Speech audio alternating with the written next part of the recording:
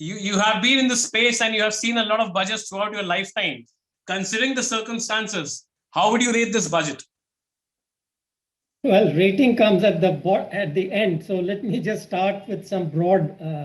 So when I compare with the last budget, I think I would call it the emphasis has shifted a little from policy to programs. So the policy is focusing more on consolidation because a whole bunch of policies have been announced over the last 18 months. So I see less of the purely policy type of stuff, which economists like me deal with. But let me come to the program. So if I look at the budget now overall, how would I look at it? I think they are basically, I see the emergence of a vision which is led by a change in approach to the program. So change to programs is not necessarily a bad thing, provided it's in an overall context. So I would say there are kind of 4 or 5 themes which outline this vision, which I think Finance Minister referred to at the beginning of his speech. So one is clearly infrastructure, on which there'll be a lot of discussion. We can come back to that. It was there in the last budget, so it's not new, but the force with which it's being continued is a little bit of a surprise to me. I'm not at all surprised that it's a central part of the programs of the budget, the 35% increase in capital budget, but it is a little surprising that it's 35 coming on 35. So we can come back to that. But I think most importantly, which many people may not notice, is there's a huge focus on the digital economy. Yes. I have been asserting for some time that the digital economy will drive India's growth in the next 5 to 10 years. So I see that vision has been incorporated. Well, I'm sure PM had that vision himself, but I see that big theme all over the place. We can go into details, but telemedicine, education, e-scaling, you mentioned the digital university, e-agrotech, using, again, digital things. And Dr. Virmani, special focus has been given to bank digitalization as well. The government has been talking about digitization of banks. Yeah, so everywhere you see the SEZ, they are saying use digitalization to do ease of doing business, reduce cost. So that ease of doing, cost of doing business, and this infrastructural focus, which is old, but the theme which connects all of it to me in the budget is the digital economy. It's going to drive it. It's going to be mutually reinforcing, etc. Let me just so that the third one is the green economy, which again you have pointed out. So I think it's part of a longer vision. It's what I'm saying: infrastructure, digital economy, green economy, and urbanization, which is slightly less because urbanization is a state subject. There's very limited amount that the center can do, but still, I think this announcement of a committee, I think, is very important, which people may not notice, because this is something I noticed, 20 years ago in the Planning Commission. Just to give you a small anecdote, when I met the housing ministers, the urban ministers of the states, the UP chief secretary said that there are only 3 urban planners in the whole of UP at that time. Just to give you the significance that people may not get, this very important, because urbanization will drive productivity. So these 4 themes, and a little bit of aside, the EODB continues again, as I said from before, and a little more of experimentation. So I see the announcement on GIFT and SEZs as kind of using specialized experimentation. The center may not be able to propagate it all over the country or, all union territories or whatever. So they are using it, for example, allowing foreign universities in the GIFT city. I think that's a great innovation which will prove its utility. Correct. And similarly in SEZs, this thing about digital connectivity. So there is really something I've been talking about for the country is the connectivity between customs and GST for instantaneous refund. So just mentioning that, we can go into the details. Now, Dr. Virmani, government imposed 30% tax on crypto assets, although they haven't come out with a crypto bill. At the same time, they've allowed RBI to come up with their own digital currency backed by blockchain, which is almost the same technology which is used by cryptocurrencies like Bitcoin. Do you think it's a subtle recognition of the industry called crypto? So, two things. First, I am totally against those people who try to mix up the blockchain technology with one particular application called cryptocurrency. The blockchain technology will be with us for ages and ages. It will have profound effect, but cryptocurrency isn't one of them. I'm sorry. I disagree with people who use that as a major example of blockchain. Blockchain is going to have big application, but cryptocurrency is not the big one. Why? Because we already have digital transfers. Instantaneously, I can transfer money from here to USA, any relative in the USA, in 3 seconds. So what is the big thing about crypto? Anyway, so I think, in fact, we had a talk by a former BIS official and now professor who said, I asked him this actually. I said, what do we do about crypto? Do we ban it? He said, what history tells us is the best way to go is not ban it, but tax it. So I think, I'm sure the US, the government has also heard similar experts. I am not an expert on crypto, but I agreed with that suggestion. So I think that's a good move.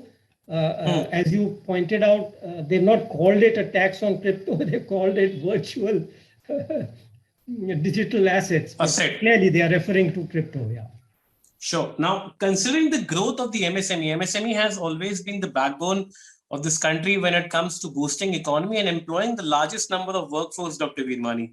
Do you think the announcements have done justice not only to the credit access for the MSMEs, but especially in the rural areas, there has been a special focus on infrastructure. How do you think this will pan out over the next 1 year? Yeah, so I like that focus on, the main announcement here was the portal to connect credit, skills, and recruitment, etc. I think that's a good idea. Why? Because for years I have been saying the MSMEs, for example, could benefit if in the customs house, everything could be connected. The RBI, the banks, the GST system, they could get instantaneous credit if all this was digitally connected. I mean, this is not a new idea. I've had this idea for like 5 to 10 years. So I think the government has thought of this as a more general platform. I think they want to avoid emphasis on just customs and GST. So that idea of a platform is very good because at some point it will allow automaticity. If customs, GST, everything is connected into this platform, you can imagine, because the banker will know when that fellow has got an order and is buying inputs for it. You could basically have instantaneous credit for the MSME. So that's a good move.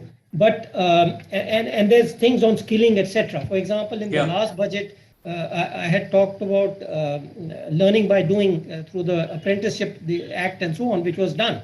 So I think those policy measures are a good move. But what I can tell you, what I'm a little disappointed is in the tax reform. I think whether it's simplification of GST, whether it's simplification of the direct tax code, or customs duty simplification, which there is some, we can discuss.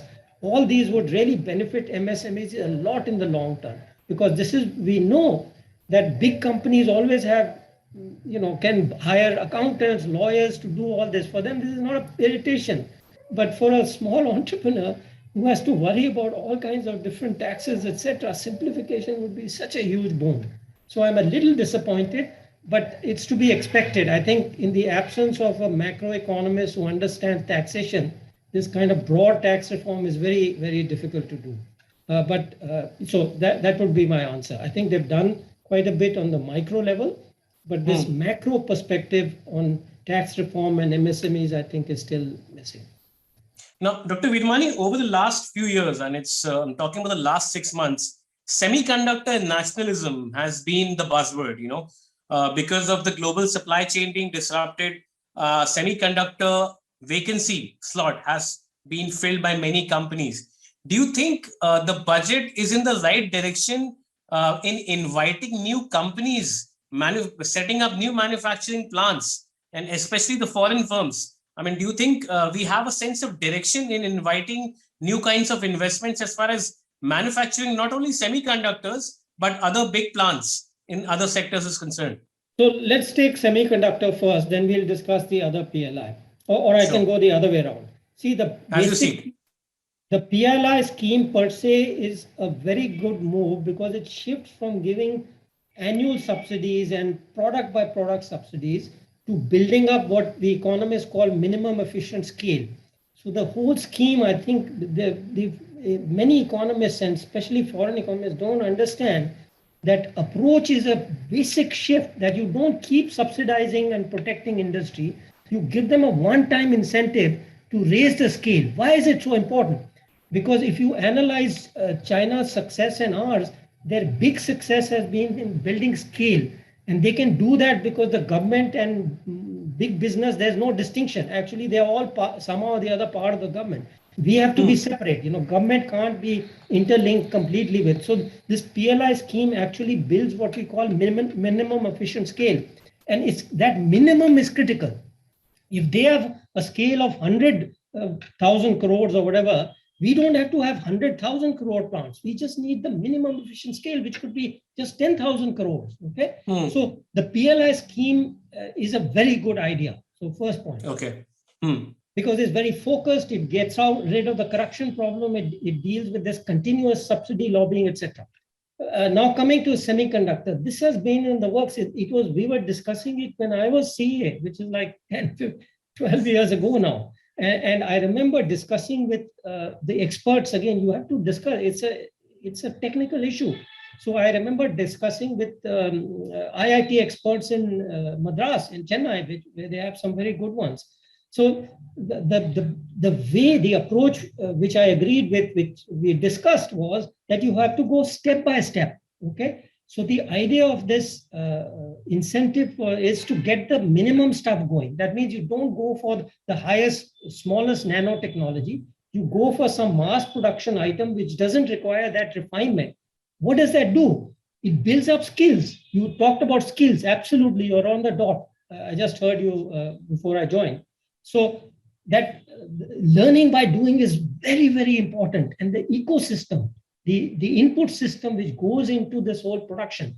So the way to go about is exactly that. Take a reasonable technology which has mass application and in consumption items, and build the learning and the skills and the ecosystem around it. So I think that's again, I fully endorse that idea. Sure. Now, coming to the agriculture and agri-tech part of the budget, Dr. Virmani, farm laws and farm issues have been more of a political subject than the economic ones in the last 2 years. A lot of incentives to agri-tech players, organic farming promotion, incentives to boost 9.5 lakh hectare of farmlands, special access to hydropower and solar power. Do you think it is the right step in organizing the farm sector, or is it more to gain brownie points as far as the MSP and farmer income is concerned? So I was actually pleasantly surprised on the agricultural items, because many people were thinking that there will be a populist thing. Elections are coming up in a month, actually, and there would be huge new goodies, whatever you want to call them. Yes, right? yes. And I'm actually surprised there are not. So what is again the strategy? Remember that agriculture is one of the main state subjects on the state list. It is not a central subject. Okay. So in the old days, center would be accused of interfering in states. This is their business. Anyway, so what is it? And this is why I emphasize the theme. What they have actually done is to promote each of those three important themes which I mentioned: infrastructure, digital economy, and green economy in the agricultural sector. So when you talk about green, organic, I mean, we've all discussed, the economists, the good economists have, that fertilizer subsidy promotes pollution. It promotes destruction of the land and water. So organic farming, okay, that's green sustainable development. Digital, what is there for digital? It's having a digital service where agricultural landowners, small owners can get advice and hand-holding. Okay, so again, those same things being playing out, plus one important extra thing. We have known for a long time that R&D and extension has big externalities, big benefits, public investment in R&D, because private doesn't do R&D and extension. Government has to do it. It's actually a state subject, but I think what the government announced, again, I'll point out, is something about a university, which I didn't exactly get it, but helping state universities to step up their R&D and extension services by some kind of a digital platform and some funding. Now, again, that's why it's important to remember it's a state subject. Agriculture has to be done at the state level. All that the government, central government can do is incentivize, encourage, nudge them to do the things which are needed to do. So in that sense, it's selective. People may say, oh, government is not doing enough. But from my perspective of this state-centered division of responsibilities, I think it's the right thing to do. And Dr. Virmani is absolutely right. We were expecting far more populist budget as far as the farmer community is concerned. But something which is not only surprised, but also pleasantly surprised, I would say, for the lack of better word, is the special focus on the education and employability sector. I mean, the government has recognized the fact that a lot of kids in the rural areas missed out on education.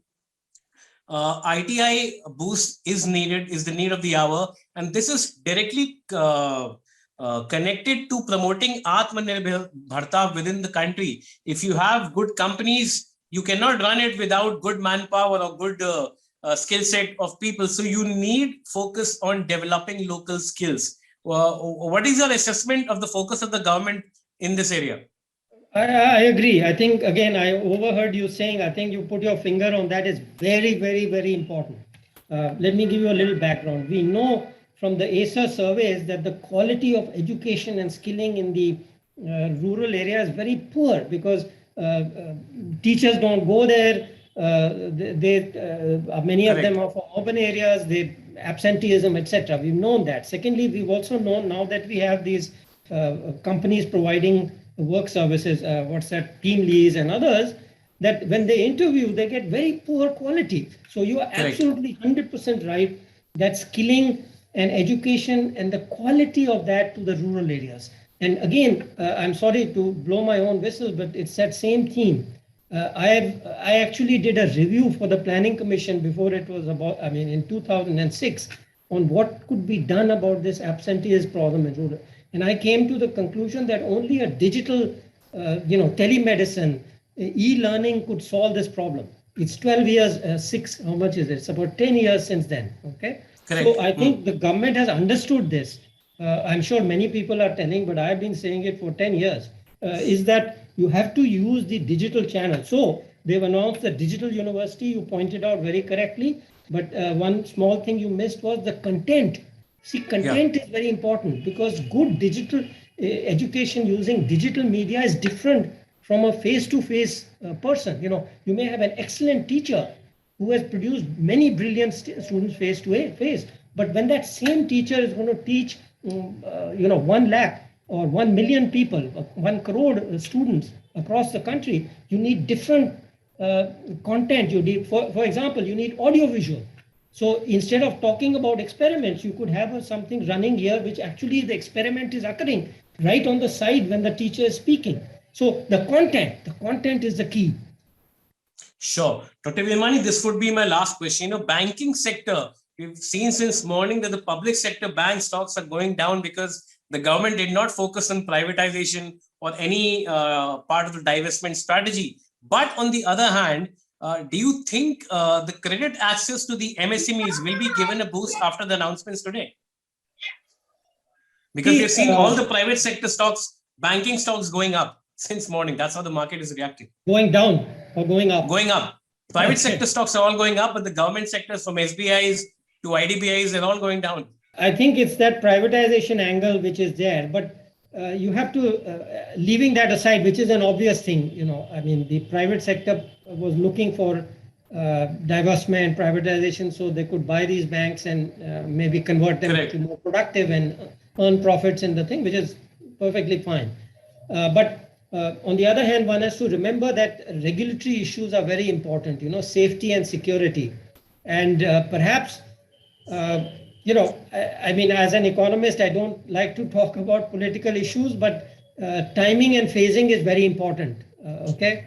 This is one thing I've learned in being involved for 20 years in the reform process, that it's not always that important to push everything at the same time. So perhaps my guess would be that it's a wise move, perhaps at this point in time, on January 2022, it may not have been a good idea to push that thing more than it has. The policy has been changed, announcement has been made, but I think over the year, maybe 3 months later, 6 months later, we will see more action on that. That would be my guess, but I'm giving that as my judgment and guess on that point. Well, after all, it's a wise guess, Dr. Virmani. Thank you so much for your time and speaking to Business World, taking out time immediately after the budget. Thank you, Dr. Virmani. Thank you so much. Much appreciated.